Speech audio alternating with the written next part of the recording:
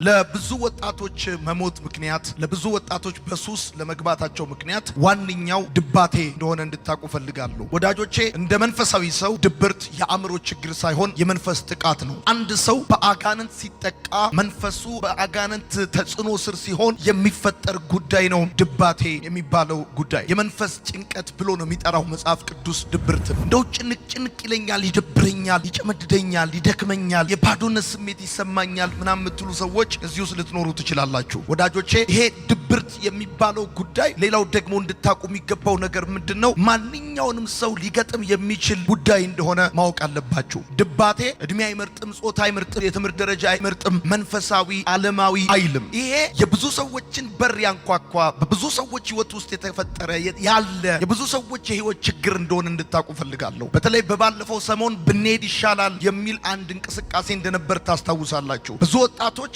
ራሳቸውን የማጥፋት ፍላጎት ውስጣቸው አለ፣ የመሞት ፍላጎት ውስጣቸው አለ እና ከዚህ ጋር በተገናኘ ድባቴ የሚባለውን ጉዳይ እንድታስቡበት እፈልጋለሁ። ስለዚህ በእርግጠኝነት እንድታቁ የሚገባው ነገር ምንድነው? ድባቴ ምን መሰላችሁ? ሰይጣን ደስታህንና ሰላምህን ለመስረቅ ሲል የሚከፍትብህ መንፈሳዊ ጥቃት ነው። ድብርት የህይወት ትርጉምና ዓላማ የማጣት ስሜት ነው። ለምንድነው በዚህ ምድር ያለሁት የሚል ጥያቄ ሰዎች ውስጥ ይፈጠራል። ስለዚህ ከዚህ አንጻር ብዙ ሰዎች በህይወት ትርጉም ማጣት ውስጥ ይገባሉ። ወዳጆች ይሁኝ ነኝ ሰዎች ከመሬት ተነስተው ከሚወዷቸው ቤተሰቦች ተለይተው ራሳቸውን ለማጥፋት አይነሳሱም። በብዙ ሰዎች ህይወት ውስጥ ብትጠይቁ ለምንድነው የምትኖረው? የምትኖርበት ዓላማ ምንድነው ስትሉት እንደዚህና እንደዚያ ብሎ ካልመለሰላችሁ፣ ለምሳሌ ብርድ የመስታውሰው ላብላብ ይለዋል ወይ ደግሞ ያስለዋል፣ ራስ ምታት ሊያመው ይችላል ምናምን። ድባቴ ውስጥ ያለው ሰው ግን ፊዚካሉ ላይ የምታዩት ምንም ነገር የለም፣ በጣም ኖርማል ነው። ትኩሳት የለበትም ወይም ቁርጥማት የለበትም። ነገር ግን ድባቴ የሚባለው ነገር የህይወት ትርጉም ማጣት እንደዚሁም ዓላማ የማጣት ስሜት ነው። ድባቴ የባዶነትና የተስፋ መቁረጥ ስሜት ነው። ሰይጣን የሰዎችን ሰላምና ደስታ ለመንጠቅ ሲል የሚከፍተው ይሄ ጥቃት በሰዎች ህይወት ውስጥ ምን ይፈጥራል? የባዶነትና የተስፋ መቁረጥ ስሜት ይፈጥራል። ወዳጆቼ ከብዙ ወጣቶች ሱሰኝነት ጀርባ ያለው ከብዙ ወጣቶች ራስን ማጥፋት፣ መንከራተት በእንደዚህ አይነት ሁኔታ ውስጥ የመግባት ምክንያቱ አንደኛው ድባቴ ነው። ብዙ ወጣቶች ወዳጆቼ ድባቴን፣ ዲፕሬሽንን፣ ድብርትን ማሸነፍ ከቻሉ አትጠራጠሩ ከሱስ መውጣት ይችላሉ። ከልዩ ልዩ እስራት መውጣት ይችላሉ። አየህ ገና 8 ሰዓት ሲሆን ከቀኑ 8 ሰዓት ወይ ማታ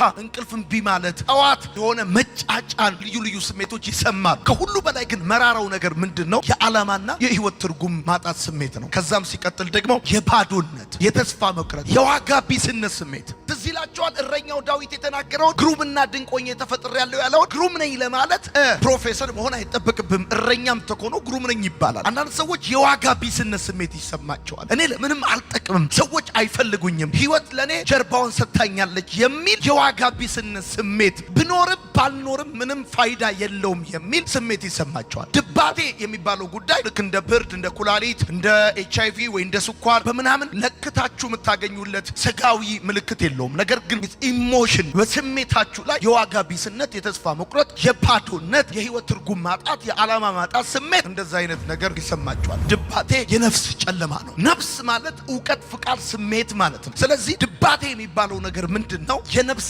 ጨለማ ነው። የአንድ ሰው ዕውቀት፣ የአንድ ሰው ፍቃድ፣ የአንድ ሰው ስሜት አንድ ዳርክነስ ሲሆን፣ በጨለማው ሲሆን ማለት ነው ድባቴ ማለት። ከመለኮት ጋር የመቆራረጥ ስሜት ነው ድባቴ። ከመለኮት ጋር የመቆራረጥ ስሜት፣ ከእግዚአብሔር ጋር ያለህ ግንኙነት ቶታሊ እንደተቋረጠ ይሰማሃል። ሰው በዲፕሬሽኑ ሲገባ ወይም በድባቴ ሲጠቃ ከእግዚአብሔር ጋር ያለው ግንኙነት እንደተቋረጠ ይሰማዋል። በእርግጠኝነት እነግራቸዋለሁ አንድ ነገር ለማቆም መፍትሄው ሌላ ነገር መጀመር እንጂ ያንን ነገር ለማቆም ግብ መግጠም አይደለም። እደግመዋለሁ አንድ ነገር ለማቆም መፍትሄው ሌላ ነገር መጀመር ነው እንጂ ያንን ነገር ለማቆም ግብ አይደለም መፍትሄው። ሰው ኢነርጂ የሚያገኘው ከምግብ አይደለም፣ ከፐርፐዝ ነው። ሰው ጉልበት የሚያገኘው ከሚበላው ለሰውነቱ ሊሆን ይችላል። ነገር ግን ለውስጣዊ ማንነቱ ከሚኖርለት ዓላማ ነው። ስትሬንግዝ አንድ ሰው የሚያገኘው ለሰው ልጅ ስትሬንግዝ የሚሰጠው ለሰው ልጅ ደስታ የሚሰጠው ከምንም ቀጥሎ አንደኛው ምንድነው? የሚኖርለት የህይወት ዓላማ ነው። የምትኖርለት የህይወት ዓላማ ከሌለ የምትበላው ምግብ ቢኖርም አንተ ስትሬንግስ አይኖርህም። የምትጠጣው ነገር ቢኖርህም ደስታ አይኖርህም፣ ሰላም አይኖርህም። አንዱ የነፍስ ጨለማ ነው። ከመለኮት ጋር የመቆራረጥ ስሜት ነው። ድባቴ የተራዘመ የሐዘንና የዝቅተኝነት ስሜት ነው። ለአንድ ቀን፣ ለሁለት ቀን፣ ለሶስት ቀን፣ ለአንድ ሳምንት፣ ለሁለት ሳምንት፣ ለሶስት ሳምንት፣ ለአንድ ወር እናት ሞታ አባቱ ሞቶ ከጮኛ ተለያይተ ቢዝነስ ተበላሽቶ የጠበቀው ነገር ቀርቶ ሐዘንና ከአራት ወር በላይ የተራዘመ ሐዘን ውስጥ መሆን ይለያያሉ። ሰዎች ከአራት ወር በላይ የተራዘመ ሐዘን ውስጥ ከሆኑ በድባቴ የተጠቁ ናቸው። እንደው ዝም ብሎ ሆድ መባስ፣ እንባንባ ማለት፣ የብቸኝነት ስሜት መሰማት፣ መከፋት፣ እንደዚህ አይነት ይሄ ሎኒነስ ስሜት፣ የዝቅተኝነት ስሜት ወዳጆቼ፣ የዝቅተኝነት ስሜት የአይምሮ ጉዳይ አይደለም፣ የመንፈስ ጥቃት ነው። ምክንያቱም እንደ ማንኛውም ሰው እጅ እግር ይዘህ ተፈጥረ ስታበቃ ምናልባትም አንተ ያለህ ነገር የሌላቸው ብዙ ሰዎች ያላቸው ደስታ አንተ ከሌለ ትገረማለህ። በቃ የሆነ ጥቃት ውስጥ ነው ያለው። ትልልቅ ነገር መስራት የምትችሉ ወጣቶች ምንም እንደማትሰሩ፣ ባዶ እንደሆናችሁ፣ ዋጋ ቢስ እንደሆናችሁ እንዲሰማችሁ፣ ተራ አቅመ ቢስ እንደሆናችሁ እንዲሰማችሁ ያደርጋል። ስለዚህ ይሄ የሚሰማችሁን ስሜት ለማሸነፍ ያላችሁ አማራጭ ምንድን ነው? ኢነርጂ የሚሰጣችሁ ይህን ስሜት የሚያስረሳችሁ እዛ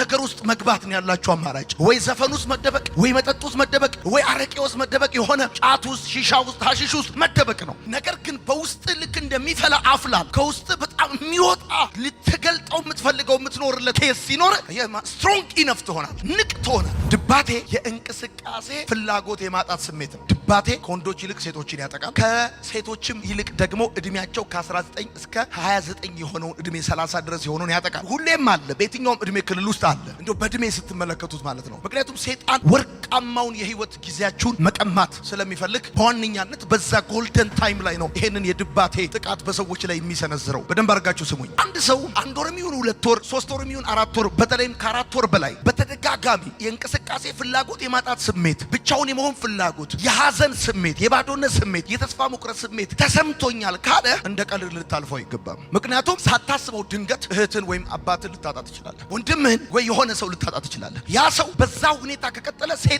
ከዚህ ከማያባራ ጦርነት ውስጥ ራስን አጥፋና ውጣ ነው የሚለው። አንድ ሰው በድባቴ ውስጥ ሲጠቃ ምን መሰላችሁ የሚሆነው? ፍቃዱን በማዋጣት ከሰይጣን ጋር ነው የሚተባበረው። በድባቴ ሰይጣን ምንድን ነው የሚፈልገው? ሰውየው ራሱን እንዲያወድም ነው የሚፈልገው፣ ራሱን እንዲያጠፋ ነው የሚፈልገው። ሰይጣን በራሱ እጅ አንተን ሊያጠፋ ይሞክርና አልሳካ ሲለው አንተ ራስን በራስህ እጅ እንድታጠፋ ነው የሚፈልገው። በነገራችን ላይ በጣም መንፈሳዊ የምትሏቸው ሰዎች ሁሉ በድባቴ አታክ ይደረጋሉ። በድብርት መንፈስ ሰይጣን አታክ ያደርጋቸዋል። ብዙ አገልጋዮች ተመልከቱ፣ ይሁን ነኝ አገልጋዮች ሁልጊዜም ለሰው ኤክሰለንት ሆኖ ነው መታየት ያለባቸው። ኤክሰለንት ውስጣቸው ያለውን ኢሞሽናል ክራይሲስ ማንም ሰው አንደርስታንድ አያደርግም። አየህ፣ አንተ አገልጋይን ሀግ ታደርገዋለህ፣ አገልጋዩ ራሱ ደግሞ ሀግ መደረግ እንደሚፈልግን አይገባህም። እና ሁልጊዜ ትክክል የመሆን ፍላጎት ኤክስፔክቴሽን በሰዎች ዘንድ ስላለ አንድ ነገር ልንገርህ፣ አገልጋዮች ያገለግሉና ሰይጣን ካውንተር አታክ ያደርጋቸዋል። በመልሶ ማጥቃት ጨዋታ አገልጋዮችን አታክ ያደርጋቸዋል። ልክ አገልጋዮች አታክ ሲደረጉ ምንድነው የሚሆኑት? አሁን ሰዎች ስህተቴን እንዲያውቁብኝ አልፈልግም፣ እሸሻለሁ፣ እደበቃለሁ ምናምን ትላለህ። የዋጋ ቢስነት፣ የተስፋ መቁረጥ፣ የባዶነት ስሜት ይሰማል። ስለዚህ በደም ተመልከቴ፣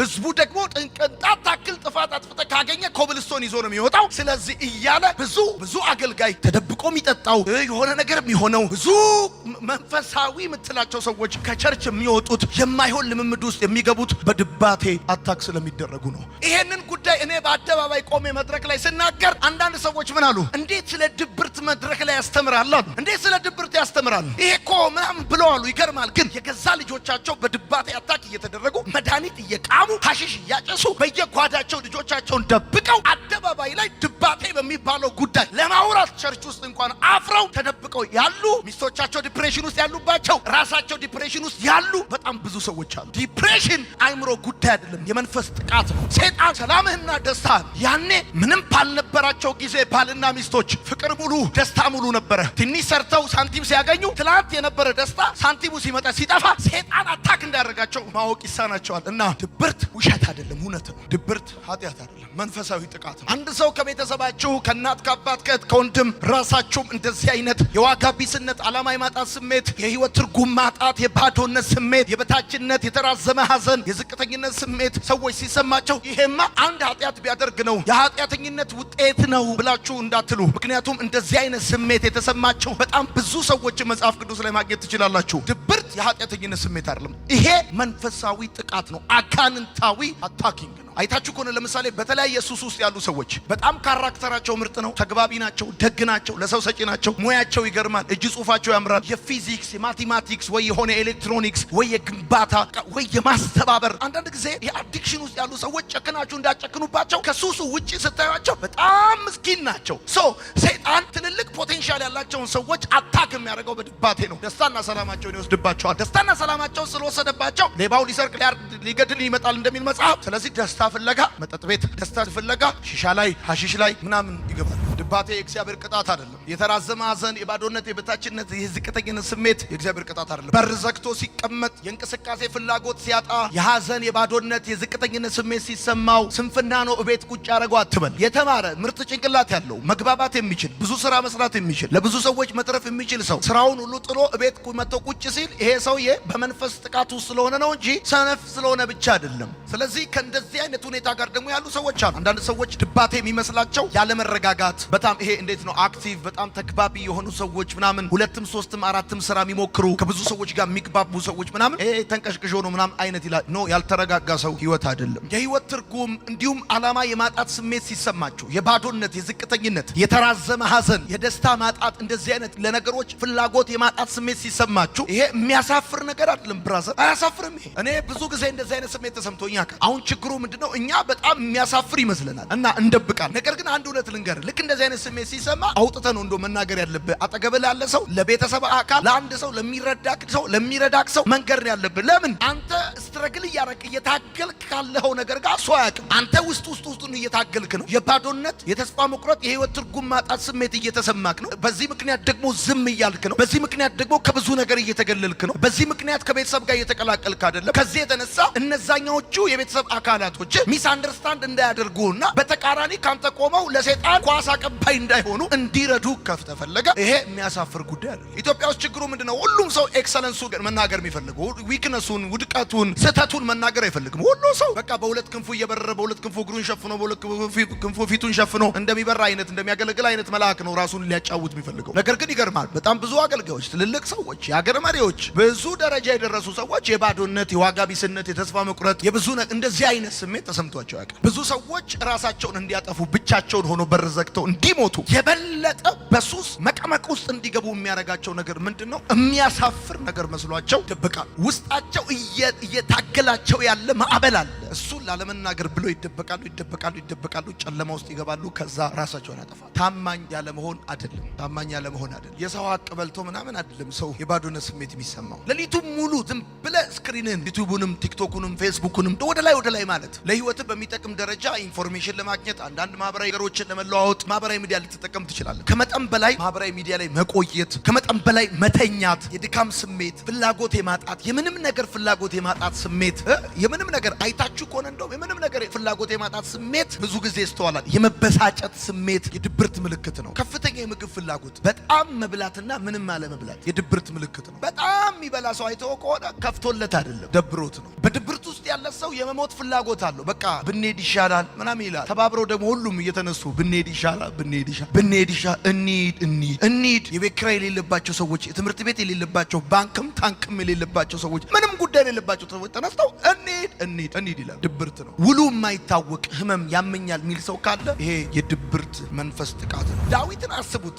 ጃይንት ሰው ነው፣ ትልቅ ሰው ነው፣ ሰክሰስፉል ሰው ነው የሚለውን ተመልከቱ። በጭንቀቴ ደክም ያለው ሲል አንዳንድ ጊዜ ሰዎች ስትረስድ ሲሆኑ በቃ ይደክማሉ። አሁን እኔ እያስተማርኩ እያወራ ያለሁት ለእናንተ ብቻ አይደለም። ፕሊስ ለእናንተ ብቻ አይደለም። በጣም ትናንሽ ልጆች 12 13 ዓመት ልጆች 14 ዓመት ልጆች አዲክትድ ሲሆኑ ይገርማቸዋል። እንዴት ነው ራሱ በእንደዚህ አይነት እድሜ እንዲህ አይነት ኤክስፒሪየንስ ሁኔታዎች ስለተመቻቹላቸው ብቻ አይደለም። መንፈሳዊ ጥቃት ነው። ሌሊቱን አልጋዬን አጥባለሁ፣ በእንባዬ መኝታዬን አርሳለሁ። አይኔ ከቁጡ እንባ የተነሳ እና ታወከች፣ ከጠላቶቼ ሁሉ የተነሳ አረጀው፣ ያለ እድሜ አረጀው ብሎ ይናገራል። እሱ ብቻ አይደለም። እንግዲህ ኤልያስ ማለት እንደው የሚገርም ሰው ነው። ታስታውሳላችሁ አይደል? ከአካብ ሰረገላ ይልቅ ፈጥኖ የሮጠ ሰው ነው አይደለ? 400 የባውል ነቢያቶችን ያሳረደ ነው። እግዚአብሔር በእሳት የሚመልስለት ነው።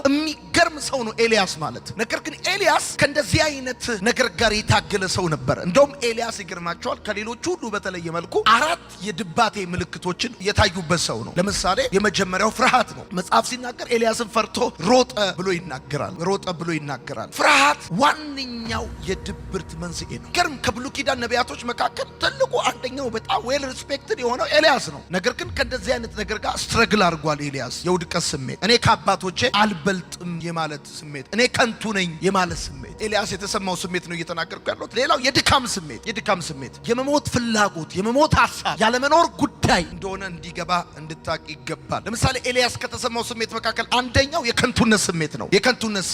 የመሞት ፍላጎት። አሁን ስንት ወጣት ነው፣ ስንት አገልጋይ ነው፣ ስንት ሰው ነው፣ ስንት አባት፣ ስንት እናት እንደው የመሞት ፍላጎት የመሞት ጸሎት የሚጸልዩ እኮ አሉ። ታውቃላችሁ፣ በየቤቱ የመሞት ጸሎት የሚጸልዩ እናቶች አሉ። እንደው ውሰደኝ፣ እንደው በሞትኩ፣ እንደው በገደለኝ የሚሉ ሰዎች አሉ። አውቀን የሚሆን ሳናውቅ ጥፋት እናጠፋለን፣ እንበድላለን፣ እንሳሳታለን። ይህንን የጥፋተኝነት ስሜት መሸከም ሲያቅተን ሰይጣን ይህን የጥፋተኝነት ስሜት እንደ መልካም አጋጣሚ ተጠቅሞ በመንፈስ ጭንቀት አታክ እንድንደረግ በድባቴ እንድንጠቃ ያደርገናል። አንዳንድ ሰዎች የጥፋተኝነት ስሜታቸውን መሸከም አቅቷቸው ራሳቸውን ሲያጠፉ መመልከት የተለመደ ነው። ታውቃላችሁ፣ በድያለሁ፣ ልኖር አይገባኝም፣ አጥፍቻለሁ፣ ተሳስቻለሁ ብለው ሰዎች ራሳቸውን ያጠፋሉ። የጥፋተኝነት ስሜታቸውን መሸከም አይችሉም። ሰይጣን የጥፋተኝነት ስሜትህን እንደ መልካም አጋጣሚ ይጠቀምበታል እና ማለት ንስሐ ከምትገባበት ይልቅ የጥፋተኝነት ስሜትን ተጠቅመው የባዶነት፣ የዋጋ ቢስነት፣ የዝቅተኝነት ስሜት እንዲሰማ ያደርጋል። ወዳጆቼ በእርግጠኝነት ነው የምነግራችሁ፣ ብዙ ሰዎች መጠጣት ሳይፈልጉ ነው የሚጠጡት። ለመጠጣት ለማቆም ታግለው ምለው ጸበል ሄደው ጸሎት ሄደው ብዙ ቦታ ብዙ ነገር አርገው ካሁን በኋላ አላጨስም ብለው ነገር ግን የሆነ ስስ ፌስታል እንደሚወጠር ውስጣቸው እንደዚህ ይወጠራል። ከዛስ ልክ ፌስታሉ እንዲህ ስትነኩት ትር እንደሚል የተወጠረውን የስሜት ውጥረት ይሄ ውስጣቸው ያለውን ለማርገብ ሲሉ የግድ በእንደዚህ አይነት ሁኔታ ውስጥ ይያዛሉ። ወዳጆቼ ይሄ በታችነት ስሜት ሰው በመልክ፣ በፋይናንስ፣ በውስጥ ማንነት፣ በብዙ ነገር በቤተሰብ እንደሚያንስ የሚሰማው ከሆነ ሰይጣን ያንን ለድብርት ይጠቀምበታል። ያው ታውቃላችሁ ብዙዎቻችን መጥፎ ትውስታዎች አሉ። ወደኋላ ዘመዶቻችን ቤት እንጀራና እንጀራ አባት አካባቢው ላይ ማህበረሰብ ላይ ምናምን ደስታ የጎደለው የሆነ ትውስታዎች ይኖሩናል አይደል? መጥፎ ትውስታዎች ጻፉ። እንደዛ ብላችሁ ዝቅ ብላችሁ የመዋረድና የመጎዳት ስሜት በልጅነት የተፈጠረ የተከሰተ የመዋረድና የመጎዳት ስሜት በልጅነታችሁ ተዋርጃለሁ ተጎድቻለሁ ብሎ የሚያስብ ስሜት ያለው ሰው ሰይጣን በድባቴ አታክ ያደርገዋል። እግዚአብሔር ፈልጓችሁ ወዷችሁ፣ እግዚአብሔር ምስክሬ ነው፣ እውነቴን ነው የምነግራችሁ። ደግሞ እግዚአብሔር በእናንተ ትልልቅ ዓላማ አለው። እውነቴን ነው የምነግርህ። ስማ ልንገርህ፣ አንተ እነ ዮናታን ስለሌሉ አይደለም፣ ወይም አንተ ስለሌለ አይደለም እኔ የተፈጠርኩት። ያንተን ቦታ ለእግዚአብሔር የሚተካ ሰው የለም። የመጀመሪያው የማባረረው መንፈስ ምን መሰለህ? ዛሬ የትናንትና መጥፎ ትዝታ ከህይወትህ ላይ ይቆረጣል። መጥፎ ጠባሳ ይዞ ያደገ ብዙ ሰው አለ። አንዳንዶቻችሁ በፍቅረኛችሁ ተከዳችኋል፣ ተከርታችኋል፣ ባመናችሁት መጥፎ ትዝታ ያላችሁ ሰዎች አላችሁ እዚህ ውስጥ። ሰይጣን እሱን ተጠቅሞ እሱን ግራውንድ ያደርግና እጃችሁ በድባቴ እንድትጠቁ የዋጋ ቢስነት ስሜት፣ ይሄ የበታችነት ስሜት፣ የዝቅተኝነት ስሜት ምናምን እንዲሰማችሁ ያደርጋል። ሄሎ ዛሬ ጸልይላችኋለሁ። ከኋላ ወደ ኋላ የሚጎትታችሁ መጥፎ የልጅነት ትዝታ በኢየሱስም ከህይወታችሁ ላይ ይቆረጣል። አሜን በል በደንብ አድርገህ፣ በኢየሱስም ይቆረጣል። እንኳን ባቴ ጉንፋን ይጋባል። ብራዘር እኔ ዩኒቨርሲቲ ፍሬሽማን ሆኜ ከሐረር ልጆች ጋር ተመደብኩ። ከሐረር ልጆች ጋር ተመድቤ 1 ሳምንት እንደቆየው አቦ ማለት ጀመርኩ። እንደውም የአንዳንዶቹን ሽርጥ ሁሉ ማድረግ ጀመርኩኝ። እንደዚህ እግሬን ማጠፍ ጀመርኩ። በቃ ይጋባል። ገብቷል። በድባቴ ተጠቃል። እንደዚህ የባዶነት፣ የዝቅተኝነት፣ የዋጋ ቢስነት ስሜት፣ የህይወት ትርጉም ማጣት ምናምን ስሜት፣ እንደዚህ አይነት ከአንድ ሰው ወደ ሌላ ሰው ይተላለፋል። አምኖ መቀበል ነው መፍትሄው። የመጀመሪያው መፍትሄ አምኖ መቀበል፣ ከእግዚአብሔር ቃል ጋር መስማማት። የእግዚአብሔር ቃል ምን ይላል? እኔ አባትህ ነኝ ይላል፣ ወድሃለሁ ይላል። ዛፍ እንኳን ቢቆረጥ ስሩ እንኳን በአፈር ውስጥ ቢሞት ከውሃ ሽታ የተነሳ ሊያቆጠቁጥ ተስፋ አለው ይላል። የባዶነት፣ የተስፋ መቁረጥ ስሜት፣ የዋጋ ቢስነት ስሜት ሲሰማ ስትሮንግ ጸሎት መጸለይ፣ ራሳቸው ነፃ ካወጡ ሰዎች ጋር ህብረት ማድረግ። አንተም ደብሮ እሱም ደብሮት እሷም ደብራት አንቺም ደብሮሽ ከሆነ ተያይዛችሁ ታብዳላችሁ። ተያይዛችሁ ቤት ስቀይሩ ነው የምጠጡት። በቃ ተያይዛችሁ ማለቃችሁ ነው። የተሻለ ስሜት ከሚሰማቸው ሰዎች ጋር ከድባቴ ለመውጣት መፍትሄው አይኖችን ከችግሮች ላይ ማንሳት። ተበድላለሁ ብቻና ብዙ ነገር ስራ የለህም። አዎ ግን እኮ ምርጥ ሌላ ኳሊቲ ደግሞ አለ። አንተ ምርጥ ሌሎች ነገሮች ደግሞ አሉ። አይኖችን ችግሮች ላይ ብቻ አታደርግ። አኗኗርህን መቀየር። አሁን ለምሳሌ እዚሁ እንደተቀመጥክ አንዳንድ ስልኮችን ብሎክ ማድረግ፣ በቃ መፋታል። አእምሮ ማደስ፣ ሐሳብን በክርስቶስ ተጽዕኖ ስር ማድረግ፣ እንደ እግዚአብሔር ቃል አመለካከትን መቃኘት፣ አእምሮ ማደስ የድባቴ መፍትሄ ነው።